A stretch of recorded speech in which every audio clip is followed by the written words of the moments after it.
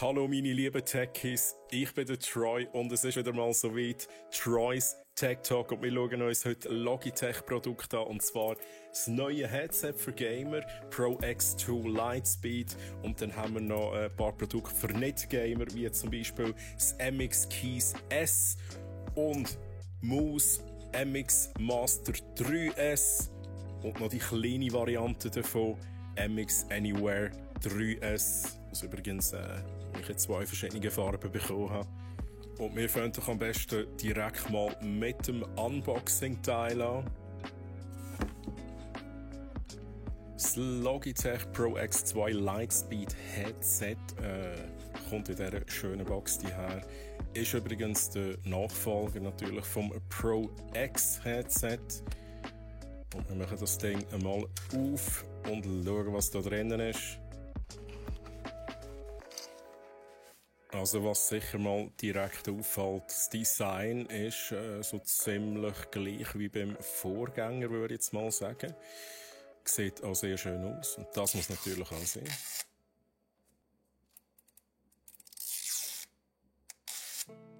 Auf dem Kopfbügel haben wir den Schriftzug Pro drauf, ja, damit natürlich alle wissen, dass man ein Pro-Gamer ist. Wir haben natürlich noch ein bisschen Zubehör, wo wir schnell schauen, was da mitgeliefert wird. Wir haben ein USB-A auf USB-C-Kabel sowie ein 3,5 mm TRRS Klinkenkabel zum Anschliessen vom Headset direkt am PC oder an einem anderen Gerät. Und dann haben wir den USB-Dongle für die Wireless-Verbindung über Lightspeed, wo auch nochmal einen 3,5 mm Klinkenanschluss dran hat, oder dazu mehr nachher. Er hat natürlich hier Garantiebestimmungen. Und was auch noch schön ist, es wird eine Tasche dazu geliefert, damit man das Headset auch gut transportieren kann. Es bietet tatsächlich jetzt nicht viel Schutz. Es ist nicht ein Hardcase natürlich, aber es sollte sicher vor Kratzer und so weiter schützen. Und natürlich haben wir ein Mikrofon dabei, das man mit einem 3,5 mm Klinkenanschluss am Headset anschliessen kann. Das heisst, man kann das Headset auch ohne das Mikrofon brauchen, wenn man zum Beispiel wie ich schon ein professionelles Mikrofon hat. Wir stecken das auch gerade schnell ein. Den Mikrofonarm kann man biegen und so einstellen, wie es einem passt. Und was ich auch noch schön finde, auf der Innenseite der Verpackung haben wir so quasi den Quick Start Guide, was muss man machen, damit man das Ding in Betrieb kann nehmen. Und wie man sieht, es gibt 2 Möglichkeiten, das Headset wireless zu verbinden. Einerseits mit dem Dongle und andererseits per Bluetooth. Was ich übrigens beim Unboxing noch vergessen habe, ich habe es in der Box gar nicht gesehen, es werden noch 2 Zusatz-Ohrpolster dazu geliefert aus Velourstoff. Das heisst, man kann zum Beispiel im Sommer die drauf machen, damit die Ohren nicht zu warm bekommen. Es verändert aber tatsächlich auch ein bisschen die Akustik. Aber ich finde es nice, dass das mitgeliefert wird und man das nicht zusätzlich muss bestellen oder kaufen. Also wirklich geil. Kommen wir zu den MX Keys S und dem Bundle, wo noch die Maus dabei hat, und zwar Master MX 3S, was übrigens ein Merkmal ist von diesen Geräten. Ich glaube, das S steht auch für Silent, wenn es mich nicht täuscht. Sie sind halt wirklich sehr leislich im Betrieb. Das heisst, Tastengeräusche sowie auch Klickgeräusche sind wirklich sehr leislich und halt gut geeignet, zum Beispiel für ein Grossraumbüro. Wir haben auch hier einen Quick Start Guide innerhalb von der Schachtel. Auch hier Wireless-Verbindung entweder über Bluetooth oder über den USB-Dongle, der auch dabei ist. Wir schauen uns schnell die Tastatur an. Und ich finde es wirklich ein schönes Design, das die Tastatur hat. Sie ist flach, wir haben einen Metallrahmen und allgemein wirkt es sehr hochwertig.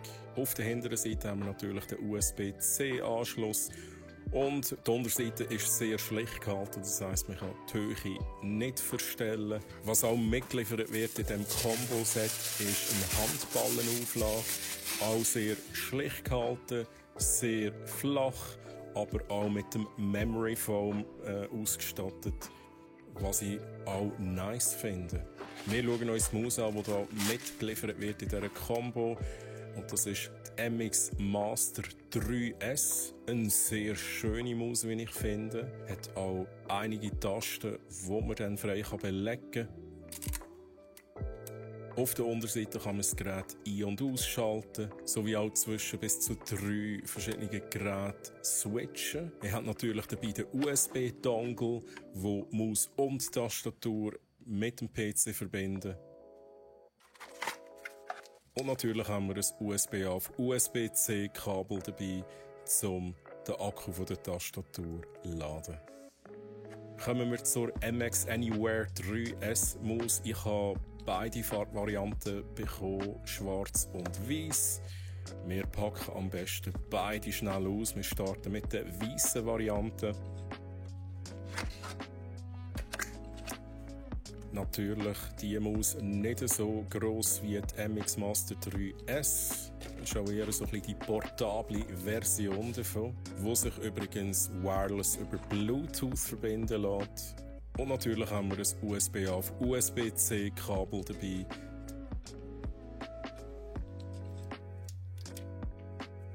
Sehr schönes Design, wie ich finde. Und da haben wir noch die schwarze Version von der Maus, auch sehr schön. Vorne haben wir natürlich einen USB-C-Anschluss zum Laden vom Akku. Schauen wir uns das Pro X2 Lightspeed Headset ein bisschen näher an. Also was ich sehr schön finde, ist natürlich wirklich die Aussenseite. Es wirkt sehr edel. Man kann natürlich Bügel verstellen, je nach Kopfgröße, die man hat. Und auch das fühlt sich sehr hochwertig an. Das Headset kommt mit Memory Foam Ohrpolster, damit das Headset natürlich angenehm auf den Ohren sitzt. Wir haben auf der linken Ohrmuschel unter anderem den Ein- und Ausschaltknopf. Die restlichen Funktionen schauen wir uns nachher schnell an. Das Mikrofon kann man anschliessen, muss man aber nicht, was ich wirklich noch nice finde, falls man zum Beispiel schon ein professionelles Mikrofon im Einsatz hat.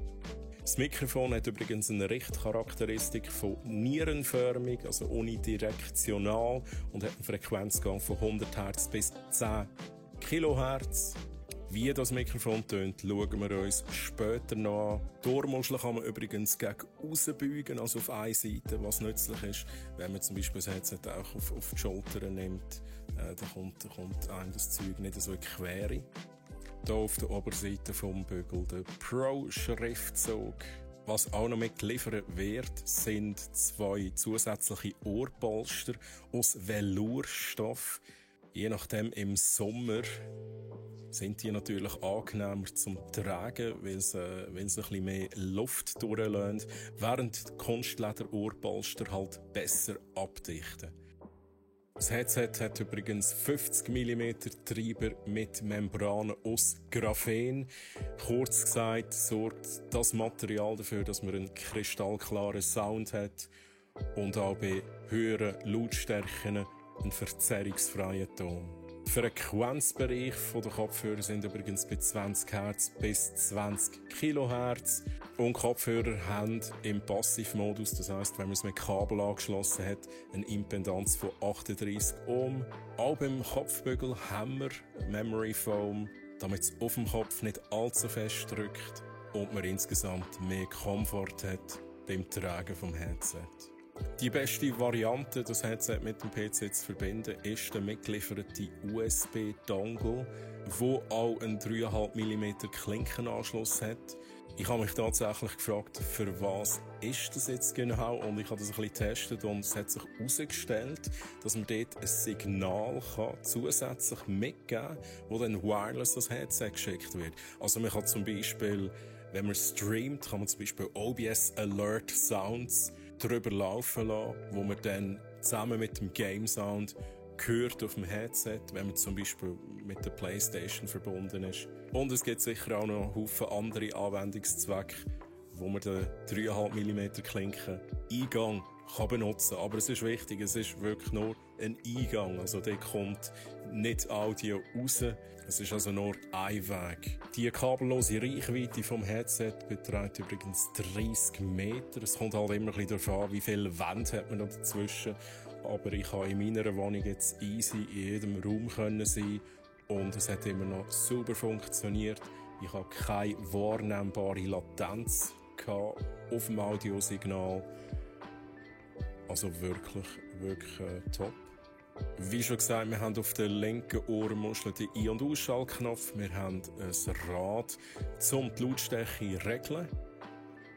Wir haben einen Button, wo man das Mikrofon muten und unmuten kann. Wir haben nebst dem USB-C-Anschluss zum Laden vom Akku auch einen Knopf, wo man zwischen Lightspeed-Verbindung und Bluetooth-Verbindung schnell hin und her switchen kann. Das heisst, während man am Gamen ist, kann man per Knopfdruck schnell auf das Handy wechseln, zum Beispiel, wo mit Bluetooth verbunden ist, und ein Telefonat machen. Und nach dem Telefonat kann man wieder aufs Knöpfchen drücken und hat dann wieder den Game Sound, respektive Discord, whatever. Und natürlich haben wir einen USB-C-Anschluss zum den Akkuladen vom Headset. Und ganz wichtig, da werden keine Audiosignale übertragen. Der Anschluss ist wirklich nur da zum den Akkuladen. Was übrigens auch schön signalisiert wird mit dem LED, das blinkt. Der Akku hat übrigens bis zu 50 Stunden, was ich sehr lang finde. Und auch wichtig ist, weil was man sicher nicht will, ist, dass während dem Game plötzlich eigentlich das Headset abstellt. Die Gabelstücke sind übrigens aus Aluminium gefertigt, während der Kopfbügel aus Stahl gefertigt ist. Also alles macht einen stabilen und hochwertigen Eindruck an diesem Headset. Das Traggefühl vom Headset empfinde ich als sehr angenehm. Also es drückt nicht auf die Ohren, aber es hält auch gut fest. Und ich habe auch kein Problem mit meiner Brille. Das ist auch immer so eine Sache. Headset und Brille, dann fängt es an zu drücken. Was aber bei diesem Headset tatsächlich nicht der Fall ist. Was ich echt nice finde.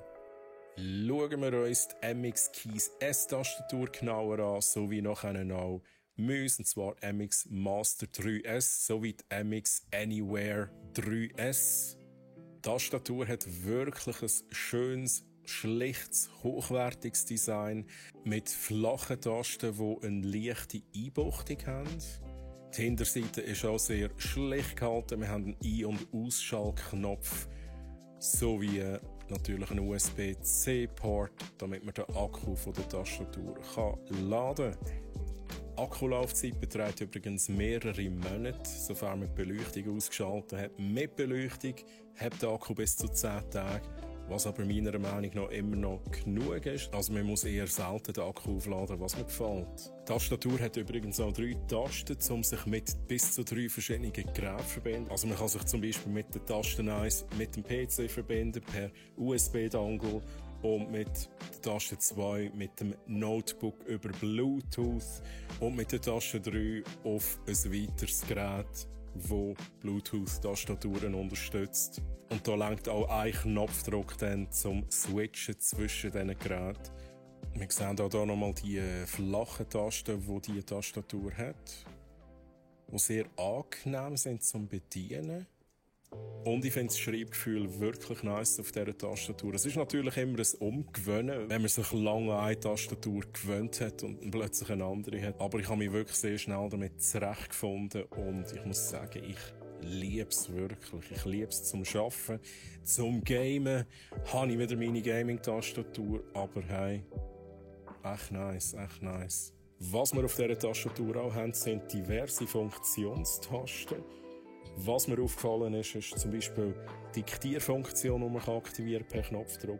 Oder man kann das Emoji-Fenster sich anzeigen lassen per Knopfdruck, wo man dann das Wunsch-Emoji direkt auswählen kann. Wir haben einen Mute- und Unmute-Button. Zum Beispiel, wenn man viele Videocalls und so hat, kann man da direkt muten, unmuten. Natürlich haben wir die Mediensteuerungstasten. Die Lautstärke kann man kontrollieren mit diesen Tasten. Und wir haben hier noch Helligkeit auf und runter, sowie auch LED-Helligkeit von der Tastatur selber, die man hier einstellen kann. Ganz auf der rechten Seite der Tastatur oben haben wir weitere Funktionstasten. Zum Beispiel kann man sich den Taschenrechner holen per Knopfdruck. Man kann einen Screenshot machen per Knopfdruck. Man kann quasi die Funktion für den Rechtsklick auslösen oder den PC sperren. Was in einem Büro zum Beispiel auch sehr nützlich ist, per Knopfdruck schnell Workstation sperren. Schauen wir uns MX Master 3S Maus genauer an. Wir haben auf der Unterseite den Ein- und Ausschaltknopf. Die Maus liegt auch wirklich gut in der Hand, also das gefällt mir mega gut, gerade zum Arbeiten und so weiter. Finde ich es tatsächlich eine bessere Maus als jetzt zum Beispiel die Gaming-Maus, die ich sonst habe. Was auch sehr nice ist, und man kennt es von Logitech tatsächlich schon ein bisschen von mehreren Mäusen. Das Mausrad hat einen Modus, der es einfach weiterdreht. Also wenn man zum Beispiel lange Excel-Listen hat, muss man einfach schnell ein bisschen angeben beim Mausrad und das drüllt einfach weiter. Und das ist auch automatisch. Das heisst, wenn man das Mausrad ganz normal und fein bedient, rastet es immer ein zwischendrin. Wenn man aber ein bisschen Schwung gibt, dann rastet das Mausrad komplett aus. Genau. Und man kann natürlich auch umswitchen manuell. Das heisst, wenn man da auf das Knöpfchen drückt, dann ist es ausgerastet. Wenn man wieder drückt, rastet es wieder ein. Also eine sehr geile Funktion, die bei meiner Gaming-Maus von Logitech übrigens auch oben ist, aber dort muss man wirklich immer manuell quasi drücken und die Einrastfunktion ein- und ausschalten. Das Klickgefühl ist sehr angenehm durchs Band durch. Ich hatte am Anfang ein bisschen Mühe gehabt, die Seitentasten immer zu finden, aber das ist auch wieder so eine Gewöhnungssache, oder? Wenn man sich an eine andere Maus gewöhnt ist, dann braucht man ein Weile, bis man weiss, wo sind jetzt die Tasten genau. Aber auch dort ein gutes Klickgefühl. Die Maus kann man natürlich vorne mit einem USB-C-Kabel aufladen. Wir haben auf der Seite ein horizontales Scrollrad, also etwas, was man zum Beispiel bei Gaming-Mäusen jetzt nicht findet. Was aber sicher sehr nützlich ist, auch wieder bei langen und breite Excel-Listen. Man hat auf der Unterseite ein Knöpfchen zum zwischen bis zu 3 verschiedenen Geräten hin und her switchen. Also zum Beispiel ein PC, wo man per Dongle verbunden ist, und dann 2 weitere Geräte, wo man per Bluetooth verbunden ist. Dann kommen wir zum kleinen Brüder, und zwar der MX Anywhere 3S. Sehr kompaktes Design. Trotzdem sehr schönes und hochwertiges Design. Wir haben auch hier auf der Unterseite Ein- und Ausschaltknopf sowie den Knopf zum Switchen zwischen verschiedenen Geräten. Ich muss ehrlich sagen, die Maus ist mir ein bisschen zu klein. Ich habe am Anfang nicht gewusst, wie ich sie jetzt genau haben soll. Aber es ist eine portable Maus und zum Mitnehmen super geeignet. Aber ganz klar, wenn ich am Desktop-PC sitze, dann ist es für mich nicht ganz die richtige Maus. Auch hier haben wir die Funktion mit dem Mausrad, mit dem Ein- und Ausrasten, wie schon vorhin erklärt. Wir haben auch hier vorne den USB-C-Anschluss zum Laden vom Akku. Und einen vollen Akku habt übrigens bei beiden Mäusen mehrere Monate, also sehr lang. Und wenn der Akku wirklich mal leer ist, reicht 1 Minute Laden für bis zu 3 Stunden Nutzung, was sehr nützlich ist. Und wir haben hier noch die weisse Variante, die wir uns auch noch schnell von allen Seiten anschauen. Der Sensor von beiden Mäusen unterstützt übrigens bis zu 8000 dpi und die Mäuse funktionieren auch sauber auf Glas. Und übrigens hier noch zum Vergleich, das ist der Vorgänger auf der rechten Seite. Also man sieht eigentlich fast keinen Unterschied. Der Unterschied macht sich wirklich erst bemerkbar, wenn wir uns Klickgeräusche anhören. Und das schauen wir uns auch direkt schnell an. Klickgeräusch auf der MX Anywhere 3S, also die neue Variante, ist bei zwischen 39,7 und 39 Dezibel. Das Mausrad bei ca. 35 Dezibel, also kaum hörbar. Und die Seitentasten machen ein bisschen mehr Lärm, also bei den Seitentasten kommen wir doch auf 54 Dezibel. Interessanterweise ist die hintere Taste ein bisschen leislicher und jetzt sind wir bei etwa 46 Dezibel gewesen. Hier schnell zum Vergleich, die alte Variante von der Maus ist deutlich lauter. Also man hört es nur schon akustisch. Also da wirklich ein Unterschied. Und dann nochmal der Unterschied zwischen alt und neu von der Klickgeräusch her, die neue Version.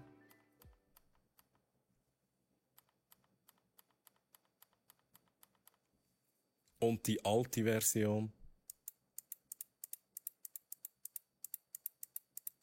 Also ich würde in einem Grossraumbüro definitiv die neue Variante bevorzugen, weil es ist so nervig, wenn immer das Klicken im Raum ist. Natürlich, dann müssten natürlich alle Mitarbeiter so eine Maus haben, aber es ist halt schon viel leislicher.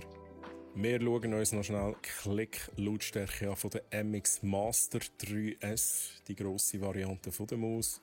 Da sind wir zwischen ca. 42,3 Dezibel und 45 Dezibel. Linke und rechte Maustasten sind tatsächlich ein bisschen unterschiedlich von der Lautstärke. Auch das Scrollrad sehr leislich, bei 35,5 Dezibel, sage ich jetzt einmal. Wir haben die Seitentasten von der Maus, auch hier ein bisschen lauter mit ca. 40 bis 41 Dezibel. Und was ja die Maus auch noch hat, ist eine zusätzliche Taste, die man mit dem Daumen, wenn man gegen oben drückt, kann bedienen kann. Ca. 45 Dezibel Lautstärke. Und ich vergleiche noch schnell mit der Maus, die ich halt im Einsatz habe zum Gamen. Aber auch da hört man direkt einen Unterschied. Und die Lautstärke ist natürlich auch lauter bei dieser Maus. Und wo man den Unterschied am meisten merkt, ist beim Mausrad. Also das Mausrad auf der G502X, das ich habe, ist einiges lauter. Und wir hören uns noch schnell das Tastengeräusch an und wie laut das ist bei dieser Tastatur. Also je nach Tasten, Enter und Leertasten sind ein bisschen unterschiedlich. Die Leertaste ist tatsächlich ein bisschen lauter. Aber insgesamt ist es doch recht silent.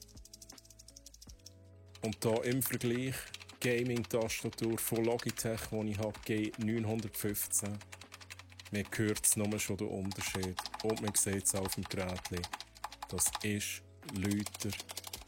Aber es ist natürlich auch schwierig, weil Gamer haben ganz klar andere Präferenzen als Leute, die die Tastatur nicht zum Gamen brauchen. Und was ich euch auch noch zeigen will, sind die Software-Features, die mit der Logi Options Plus Software kommen, wo man für die Mäuse und die Tastatur, die wir angeschaut haben, braucht, um weitere Einstellungen zu machen, zum Tasten belegen und so weiter.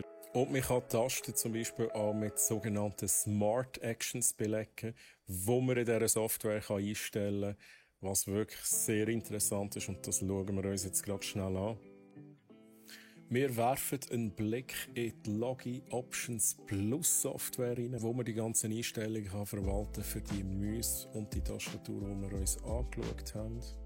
Die Software begrüßt einen mit einem guten Morgen. 11:45 ist es übrigens. Wir sehen hier direkt alle Geräte, die man angeschlossen hat, die natürlich von der Software unterstützt werden. In diesem Fall ist das eigentlich Master Keys S, die MX Master 3S und noch die MX Anywhere 3S, die ich aktuell alle am PC verbunden habe. Man sieht hier auch beim Symbol, wie das Gerät verbunden ist. Also Maus und Tastatur, die beiden sind über den Dongle verbunden. Und man sieht bei allen den aktuellen Akkustand. Wenn man aufs Gerät klickt, kommen wir auf die ganzen Optionen. Und ich finde wirklich das User-Interface sehr schön gemacht von dieser Software. Bin ich also recht Fan. Wir können hier die ganzen Tastenbelegungen tatsächlich anpassen, was passiert, wenn man die mittlere Maustaste drückt. Oder bei den Seitentasten kann man sagen, hey, da soll etwas anderes passieren. Wir kommen nachher noch gerade schnell zu den Smart Actions, was wir da noch machen können. Wir können aber auch diverse Funktionen hier auswählen, was auf einer Taste soll passieren. Wie zum Beispiel Ordner öffnen oder Helligkeit auf und ab. Oder auch das Emoji-Menü, das man öffnen kann. Oder direkt ein Emoji posten tatsächlich. Wir haben für die Maus hier auch noch weitere Einstellungen für das Scrollrad, wie ist die Scrollstärke und so weiter, die Empfindlichkeit. Ich gehe jetzt nicht auf alles ein. Die Zeigergeschwindigkeit ist sicher etwas, wo man auf seine eigenen Bedürfnisse anpassen kann. Wenn man den Sensorbereich wirklich aufs Maximum pushen will, kann man das aktivieren und den Regler bis auf 8000 stellen, wenn man das so will. Bei der MX Anywhere 3S ist eine interessante Funktion. Weil man ja kein horizontales Scrollrad hat, kann man das trotzdem machen, indem man die Seitentaste gedrückt behaltet und dann scrollt. Das würde dann endlich den horizontalen Bildlauf aktivieren. Da ist nochmal erklärt, wie das einerseits funktioniert mit dem Easy Switch. Und man sieht auch, welche Geräte sind aktuell auf diesen Plätzen verbunden. Das 1 ist bei mir der aktuelle PC, wo ich drauf bin. Das 2 ist ein Notebook und das 3 ist nochmal ein anderer Desktop-PC. Was in dieser Software auch integriert ist, ist das sogenannte Logiflow. Ich habe das aber ganz ehrlich gesagt nicht ausprobiert, aber theoretisch sollte das ermöglichen, dass man zwischen zwei PCs oder zwei Geräten kann hin und her switchen, indem man einfach quasi mit der Maus über den Rand hineingeht und dann bedient man direkt den nächsten PC. Man kann auch Dateien und Bilder und so weiter hin und her schicken. Ich habe es nicht getestet, darum kann ich da dazu nicht mehr sagen. Wir haben hier noch diverse Einstellungen in der Software, die man machen kann. Ich gehe jetzt hier auch nicht weiter ins Detail. Für die MX Master 3S eigentlich genau dasselbe. Für alle Tasten kann man Einstellungen machen. Alles da, was wir vorhin schon gesehen haben. Gehen wir zu den Tastatureinstellungen. Da haben wir wieder andere Einstellungen. Wir können hier zum Beispiel die Funktionstasten verändern. Wir können sagen, hey, da soll etwas anderes passieren als jetzt Lautstärke lauter machen. Was natürlich ist, das Symbol, das auf der Taste aufgedruckt ist, verändert sich ja nicht. Aber man kann eigentlich da beliebig das neu belegen, wie man das gerne will. Wir können hier Einstellungen bezüglich der Hintergrundbeleuchtung machen. Und da nochmal diverse Einstellungen, wo ich auch nicht weiter darauf eingehe. Was definitiv interessant ist, ist da das Smart Action Ding. Ich gehe da mal rein. Was sind Smart Actions? Am besten schauen wir uns das anhand von einer Vorlage an. Wir haben da diverse Vorlagen zur Verfügung. Und was mir aufgefallen ist, ist zum Beispiel mit ChatGPT antworten. Und das ist die Beschreibung, wählen Sie die Textnachricht aus, auf die Sie antworten möchten und erlauben Sie ChatGPT eine Antwort zu generieren. Und wir holen uns das mal holen. Und wir schauen uns mal an, was da genau passiert. Das ist eigentlich ein Abfolge von Aktionen, die per Knopfdruck ausgeführt werden. Und die Abläufe sehen wir hier. Also es passiert zuerst der Tastendruck Ctrl+C, das heisst, der Text, den man markiert hat, wird in Zwischenablage kopiert. Nachher wird vollautomatisch Google Chrome gestartet. Es wartet dann 1 Sekunde. Es macht eine neue Registerkarte auf im Chrome, tut die URL reinpasten, drückt Enter zum die Seite aufrufen, wartet 1 Sekunde, weil die Seite muss noch schnell laden und dann fügt es da den Textbaustein ein, was eigentlich für ChatGPT die erste Information ist, was es muss machen und es wartet nochmal und tut dann den kopierten Text, den wir vorhin im ersten Schritt kopiert haben, einfügen. Das heisst, ChatGPT bekommt eigentlich die Info plus den kopierten Text und tut dann die Antwort generieren. Und das ist zum Beispiel eine Aktion, die sie hier anbieten als Vorlage. Also statt dass man jeden Schritt manuell macht, kann man hier Makros erstellen, die den ganzen Vorgang automatisieren. Natürlich, es setzt voraus, dass die Aktionsabläufe immer gleich sind, aber es gibt viele Use Cases dafür und ich finde es eben cool, dass Logitech direkt ein paar Vorlagen reingenommen hat. Also haben wir da zum Beispiel Einrichtung am Morgen, was ganz simpel ist, Start Chrome, Zoom öffnen, Excel starten. Sprich, starten wir all die Programme, die ich standardmäßig brauche zum Arbeiten. Also statt dass man jedes Programm startet, je nachdem noch sucht und so weiter, kann man einfach eine Taste auf der Tastatur drücken und das wird dann so ausgeführt. Wir erstellen schnell eine komplett neue Smart Action und schauen da schnell, was wir zur Verfügung haben. Also wir können einerseits auswählen, was soll der Trigger sein, was soll es auslösen. Also was wir hier zur Verfügung haben, ist tatsächlich nur Gerät. Anwendung und System kann ich nicht wählen.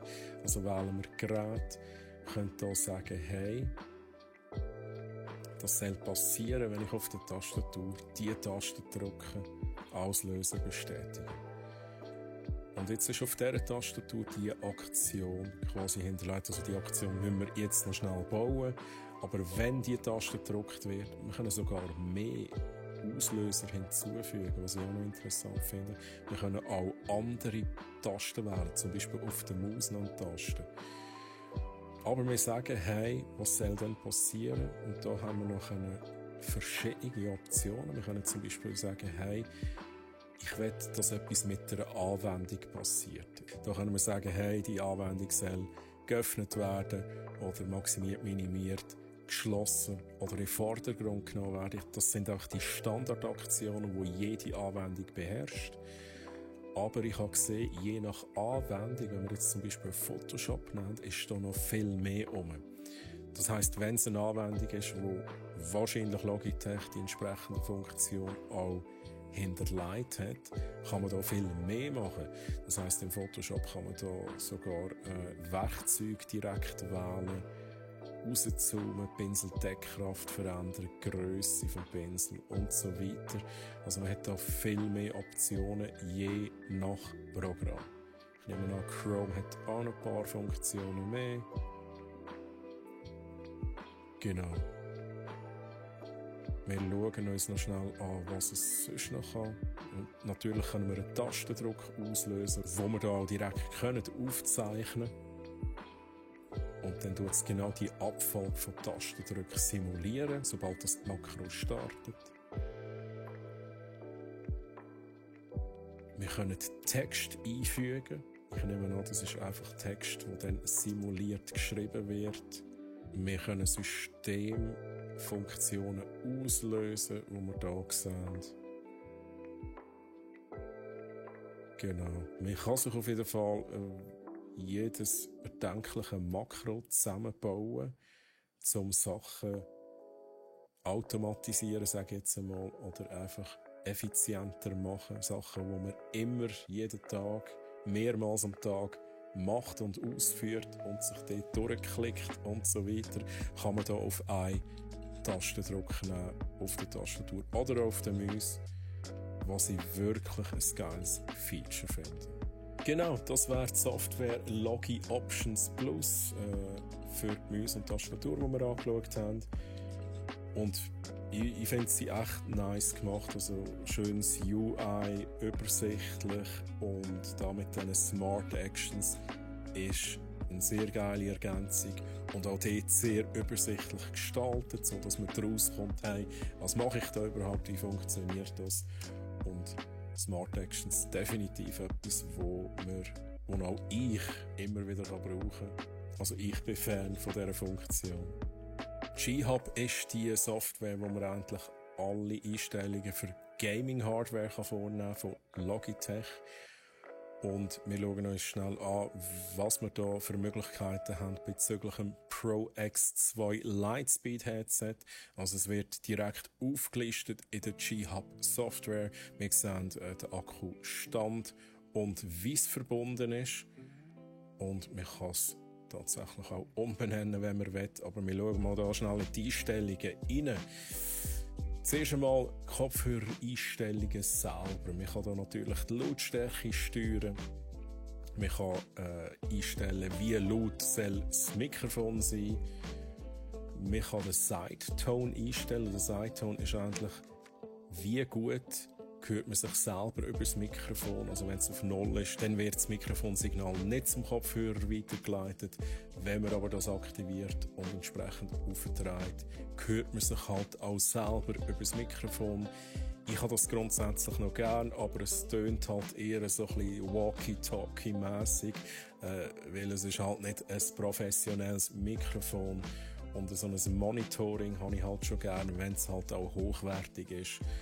Aber je nachdem nützt es etwas, wenn man gerne noch ein Monitoring von sich selber haben will.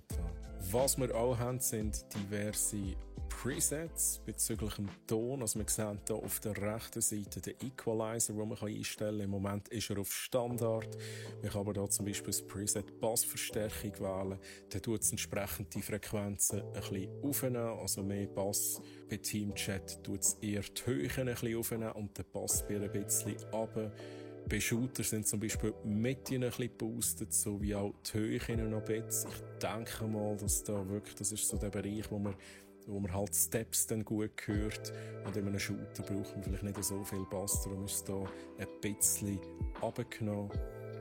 Und da noch ein Preset für Mobass, da kenne ich mich jetzt halt nicht aus, aber das haben wir auf jeden Fall auch drin. Man kann natürlich auch selber das Ganze verändern nach Gusto, wenn man das Gefühl hat, hey, ich will mehr Bass, aber auch mehr Höhe und so weiter, weniger Mitte. Man kann das selber einstellen. Diese Einstellungen werden aber nicht auf dem Gerät gespeichert. Das ist vielleicht noch wichtig zu sagen. Das funktioniert natürlich nur, wenn man dann auch mit dem PC verbunden ist, wo die Software läuft. Man kann selber Voreinstellungen speichern, indem man hier ein neues Preset anlegt. Und man hat hier noch einen Reader Surround Sound. Das ist noch sehr interessant, weil da können wir den Surround Sound aktivieren. Und das aktiviert den DTS Sound, ein Surround Sound, wo in Games echt geil tönt. Aber meiner Meinung nach, wenn man zum Beispiel Filme schaut oder ich sage jetzt mal YouTube-Videos schaut oder auch nur schon Musik lässt, tönt es meiner Meinung nach nicht so gut. Aber da, ich würde das ganz klar aktivieren, wenn man ein Game spielt. Ich bin der Meinung, es tönt tatsächlich besser. Man kann die Sachen besser orten, die Details sind klarer und die Steps hört man tatsächlich auch noch ein bisschen besser. Wir haben hier verschiedene Presets. Wir haben hier tatsächlich eine Entertainment-Gang-Schaltung. Wenn man natürlich das fürs Gaming braucht, empfehle ich das Gaming-Preset.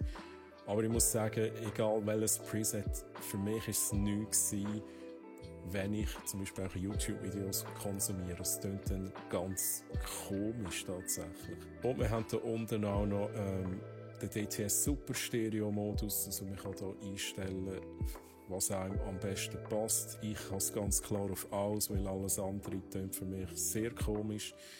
Es macht halt einfach das Klangbild ein bisschen breiter. Oder man sagt, hey, es kommt von vorne, oder es ist breit. Aber ich bin ganz klar Fan von aus. Und dann kommen wir zu den Mikrofoneinstellungen. Und am besten tue ich jetzt schnell switchen auf das Mikrofon. Wir sind hier in den Mikrofoneinstellungen. Standardmäßig kann man recht Lautstärke verstellen. Die restlichen vielen Funktionen kommen aber erst führen, wenn man Blue Voice aktiviert. Ich mache das auch gerade schnell. Ich nehme an, ihr hört jetzt auch einen Unterschied. Wir haben hier auch verschiedene Presets. Ich kann das mal so ein bisschen durchgehen. Ihr solltet hier jeweils einen Unterschied hören, theoretisch. Bassverstärkung Broadcaster 1, Broadcaster 2, klassisches Radio, klar und warm, FM, High Voice Loud, High Voice Soft, Low Voice Loud, Low Voice Soft und Warm and Vintage. Jetzt, ich selber höre es nicht, also ich hoffe, dass ihr einen Unterschied hören. Ich will jetzt da mal schnell auf Broadcaster 1, weil es auch gut tönt vom Titel her. Und wir schauen uns aber noch schnell an, was man da für Einstellungen noch selber machen kann. Also die ganzen Presets sind Presets für die Einstellungen, die wir hier sehen.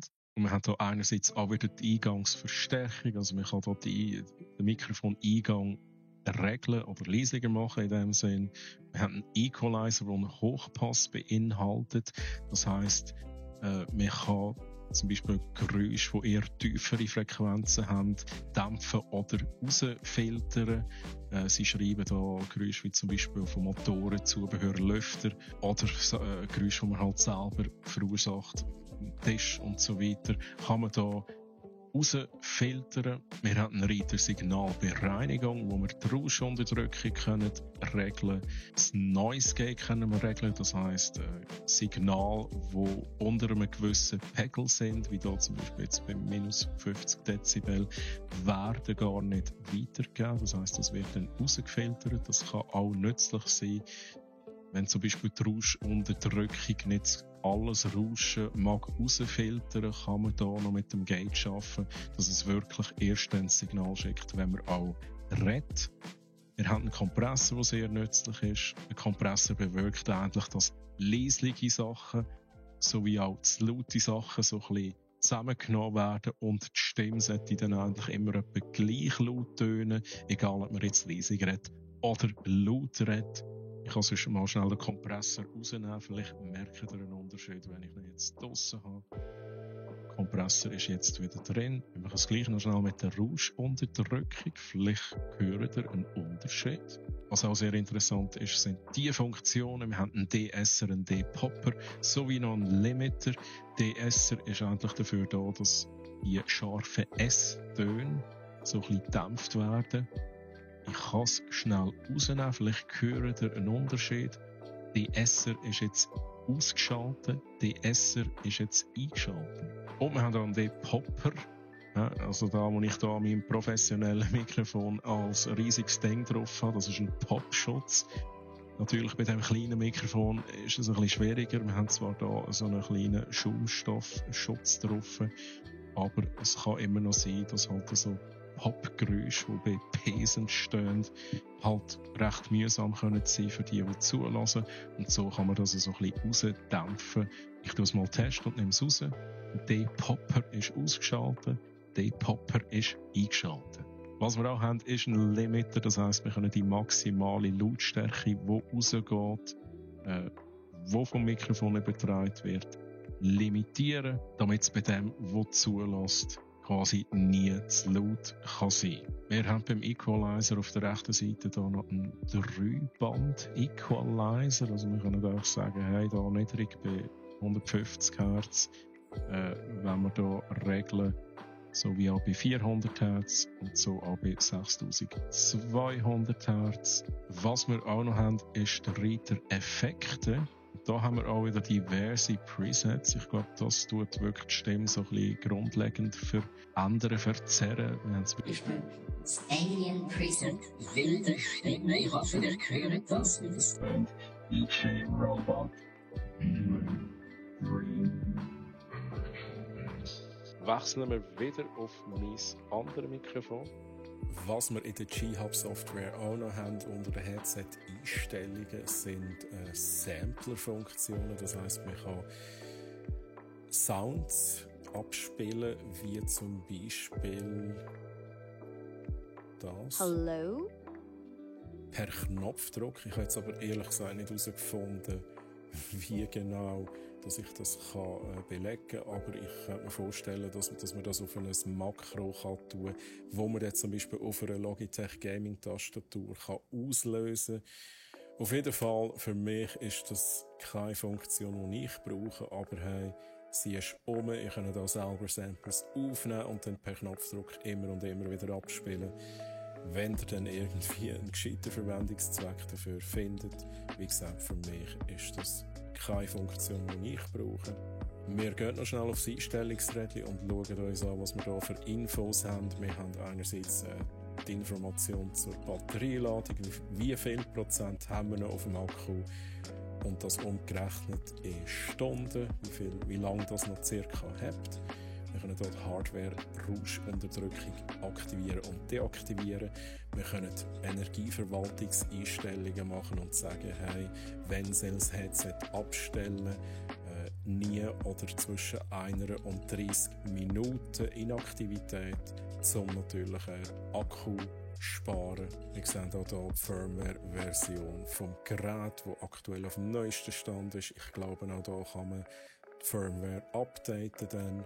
Genau, das sind Funktionen im G-Hub. Mein Fazit zu dieser Hardware, die ich hier testen durfte.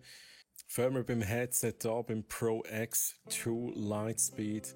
Es ist mega angenehm zum Tragen und das ist wirklich etwas vom Wichtigsten für mich, weil es geht nichts Schlimmeres, als wenn man nach einer Stunde irgendwie, wenn es überall schon drückt und wehtut. Also ich habe das Ding stundenlang tragen. Es drückt nicht. An meine grossen Ohren, die haben Platz unter den Ohrmuscheln. Ich bin wirklich sehr zufrieden. Der Sound ist nice. Big Games mit der DTS-Funktion echt geil. Also man hört wirklich gut Details. Bei Competitive Shooters zum Beispiel hört man gut Steps. Also ich bin wirklich zufrieden. Während aber zum Beispiel bei Videos oder beim Musik hören, dort muss ich die DTS-Funktion rausnehmen, weil es irgendwie meiner Meinung nach dann ein bisschen komisch tönt. Aber ohne die DTS-Funktion ist auch wirklich das Musik hören und das Filmen und YouTube konsumieren wirklich nice. Dass man das Mikrofon abnehmen kann, finde ich wirklich auch ein geiles Feature, weil wie gesagt, ich brauche es eigentlich nicht, weil ich da mein professionelles Mikrofon im Einsatz habe. Das Feature, dass man zwischen Lightspeed-Verbindung und Bluetooth-Verbindung per Knopfdruck kann switchen kann, finde ich wirklich auch nice, muss ich echt sagen. Und es geht auch wirklich sehr schnell, das Umswitchen. Was ich ein bisschen schade finde beim Headset ist, dass die ganze Einstellung, die man in der Software machen kann, nur dann greifen, wenn man das Headset per Wireless Lightspeed Dongle am PC angeschlossen hat. Was ich ein bisschen schade finde, ist, dass die ganzen Einstellungen, die man in der G-Hub Software machen kann, nur dann funktionieren, wenn natürlich auch die G-Hub Software oben ist und man mit dem Wireless Lightspeed Dongle verbunden ist. Das heisst, sobald man auf einen Passivmodus geht mit dem Kopfhörer oder ein anderes Gerät anhängt, sind die ganzen Einstellungen um. Aber ich muss sagen, die Standardeinstellungen, die auf dem Headset sind, also ohne dass man irgendwie im G-Hub noch die Equalizer Einstellungen verändert, sind echt gut. Von dem her, es tönt tatsächlich auch im Passivmodus gut, das Headset. Wenn man mit dem Mikrofon unterwegs ist, ist es natürlich auch sehr nützlich, dass man einen Mute-Button hat. Und es wird mit einem Geräusch signalisiert, wenn man mutet bzw. unmutet, was natürlich auch sehr nützlich ist. Und ich muss sagen, ich bin wirklich Fan von dem Headset und ich kann es empfehlen. Und man bekommt auch wirklich gutes Zubehör über. Vielleicht ein Hardcase wäre nicht schlecht gewesen, aber hey, man bekommt 2 zusätzliche Ohrpolster über und das Ganze ist wirklich einfach hochwertig verarbeitet, was mir sehr gut gefällt. Fazit zu der Tastatur: MX Keys S, wirklich geile Tastatur. Ich schreibe sehr gerne auf dieser Tastatur, muss ich sagen. Es hat wirklich Funktionen, die ich sehr gut brauchen kann. Die Smart Actions sind auch nice. Man kann wirklich ganze Aktionsabläufe auf eine Taste belegen, Aktionsabläufe, die man immer wieder braucht, die einem das Leben und die Arbeit wirklich einfacher machen. Zum Gamen logischerweise ist es nichts. Sie ist auch nicht dafür gemacht. Aber für ein Büro oder im Homeoffice oder einfach allgemein nicht zum Gamen ist es eine sehr gute Wahl. Also auch da muss ich sagen, hey, Kaufempfehlung. Fazit zu den Mäusen. MX Master 3S gefällt mir wirklich gut. Sie liegt gut in der Hand.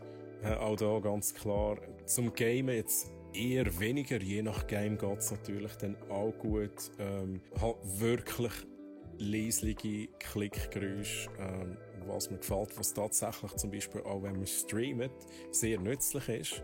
Weil mein Mikrofon nimmt wirklich einfach jedes Geräusch auf und meine Gaming-Maus hört man halt immer, während man die MX Master 3S halt wirklich wenig bis fast gar nicht mehr gehört. Ich bin Fan auch von dieser Maus und dass man natürlich auch mehrere Geräte verbinden kann und per Knopfdruck switchen kann, ist auch ein geiles Feature. Bin ich echt Fan davon, weil ich habe mehrere Geräte, ich habe ein Notebook neben mir und ich habe noch einen zweiten PC und dass ich einfach schnell switchen kann, ist wirklich nützlich. Und dann kommen wir noch schnell zum kleinen Brüder, die MX Anywhere 3S. Portable Version, für das ist sie gemacht, zum Mitnehmen und für mich ist sie zu klein. Also wenn man viel unterwegs ist mit einem Notebook und dazu eine Maus haben, die klein und portabel ist, dann ist das ganz sicher eine gute Lösung. Lange Akkulaufzeit, man kann alles switchen zwischen bis zu 3 Geräten. Aber für mich ist es tatsächlich nichts, das ist nichts, was ich brauche. Aber ich bin auch nie gross mit dem Notebook unterwegs. Und wenn ich es bin, würde ich tatsächlich einfach die da mitnehmen, weil die kann ich ja auch per Bluetooth verbinden. Und es ist echt viel angenehmer zum Bedienen. So. Ich hoffe, der heutige Tech Talk hat euch gefallen. Ich hoffe, ihr habt etwas mitnehmen. Und ich danke euch, dass ihr dabei gewesen seid. Und bis zum nächsten Mal. Tschüss zusammen, bye bye.